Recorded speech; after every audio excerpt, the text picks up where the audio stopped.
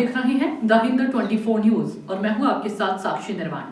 आइए नजर डालते हैं आज की कुछ बड़ी खबरों की ओर। बुल्ढाना जिले के गांव जामोद में सैकड़ों नागरिकों ने सीखा मौत को मात देने का मंत्र। उत्कर्ष शिक्षण संस्था और संतनगिरी हॉस्पिटल की पहल पर आयोजित इस फ्री वर्कशॉप में लोगों को CPR का लाइव प्रशिक्षण दिया गया। हार्ट अटैक या एक्सीडेंट जैसी स्थिति में डॉक्टर के पास पहुंचने से पहले का गोल्डन आवर सबसे कीमती होता है। इसी को ध्यान में रखते हुए विशेषज्ञों ने नागरिकों को हैंड्स ओनली CPR का डेमो दिया। खास बात यह रही कि युवाओं से लेकर बुजुर्गों तक सभी ने डमी पर खुद सीखा। हैंड्स ओनली CPR का तरीका डमी पर खुद हाथ आजमाकर यह जीवन रक्षक तकनीक सीखी। भाजपा जिलाध्यक्ष सचिन देशमुख ने इसे समय की जरूरत बताते हुए कहा कि घबराने के बजाय सही तकनीक से किसी की जान बचाई जा सकती है। इस समय डॉक्टर बंड, डॉक्टर संदीप देशमुख की उपस्थिति थी। डॉक्टर रंजित देशमुख, डॉक्टर प्रशांत बारापात्रे और डॉक्टर प्रवीण पाटिल जैसे विशेषज्ञों ने लोगों की शंकाएं दूर की। आज जळगाव जामोद येथे उत्कर्ष शिक्षण व बहुउद्देशीय संस्था जळगाव जामोद आणि संतनगरी मल्टीस्पेशालिटी हॉस्पिटल शेगाव या दोन्हीच्या संयुक्त माध्यमाने कोल्सचे वर्कशॉप, कोल्स किंवा CPR हे वर्कशॉप इथे जनतेकरता आयोजित करण्यात आले होते। या वर्कशॉपमध्ये cardio compression only life support याचे प्रात्यक्षिक डॉक्टर प्रशांत बारापात्रे यांनी पहिले शिकवले आणि त्याच्यानंतर मग जे हजर होते इथे कार्यक्रमाला, त्या कार्यशाळेला त्यांनी प्रत्येकाने प्रात्यक्षिक स्वतः अनुभव केला, स्वतः त्याबद्दल केला।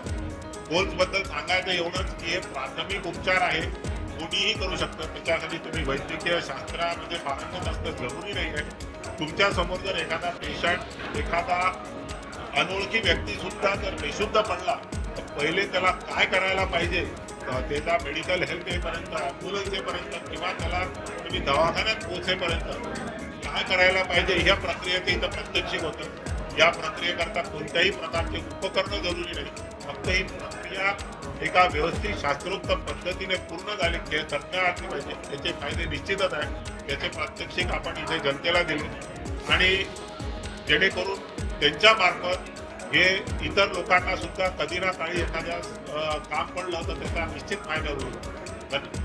एखादा पेशंट बेशुद्ध पडला म्हणजे त्याला हृदयासंबंधित आजार आहे असं होऊ शकतं? नाही, एखादा पेशंट हा हृदयासंबंधित आजारासाठी नाही आहे। पेशंट बेशुद्ध पडला तर पहिले मग त्याचा श्वासोश्वास सुरू आहे की नाही, हृदयाची गती सुरू आहे की नाही हे पाहायचं आणि जर हृदयाची गती बंद असेल तरी प्रक्रिया करायची। तो कशाला बेशुद्ध पडला हे त्या अनोळखी व्यक्तीला किंवा इव्हन घरच्या व्यक्तीला सुद्धा माहीत नसते।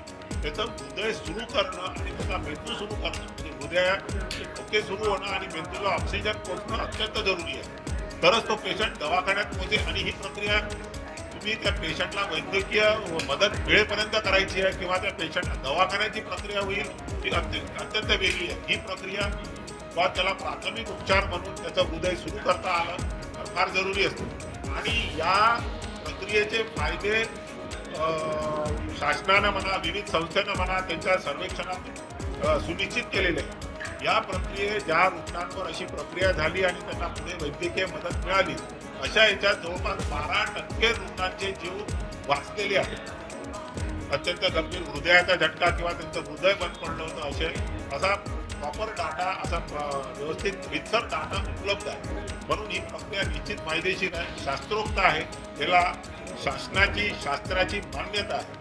त्याच्यामुळे ही प्रक्रिया जो शिकला किंवा त्याला आयुष्यात जर एखाद्याला त्याचा उपयोग झाला तर निश्चित फायद्याची आहे। कारण आपल्यामुळे जर कोणाचा प्राण वाचला किंवा एखाद्याचा जीव वाचला त्याच्यासारखं समाधान आयुष्यात दुसरं काही नाही। देखते रहिए द हिंद 24 न्यूज।